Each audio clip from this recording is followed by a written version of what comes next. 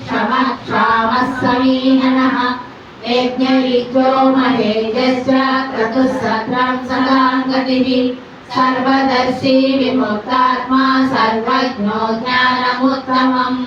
सुलभसुखसूक्ष्म सुघोषसुखदसृहृ मनोहरोदितक्रोधो वीरबाहुर्विदारणः स्वापनः स्वपसो व्यापी नैकात्मा नैककर्मकृत् वत्सलो वत्सीरत्नगर्भोदरेश्वरः धर्मभृद्धर्मे सदसक्षरमक्षरम् अविज्ञाता सहस्रांशुर्विधाता भूतलक्षणः गभस्त्रिनेमि सत्त्वस्तः सिंहो भूतमहेश्वरः आदिदेवो महादेवो देवेशो देवभृद्गुरुः उत्तरो गोपतिर्गोप्ता ज्ञानगम्यः पुरातनः शरीरभूतभृद्भोक्ता कपीन्द्रो भूरिदक्षिणः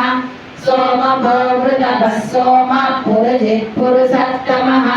विनयो जयसंतो दासार्हः सात्वतां पतिः जीवो विनयिता साक्षी मुकुन्दो मितविक्रमः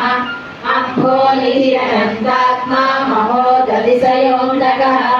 अजो महार्घः स्वाभाव्यो जितामित्रप्रमोदनः आनन्दो नन्दनो नन्दः सत्यधर्मा त्रिविक्रमः महर्षि कपिलाचार्य कृतज्ञो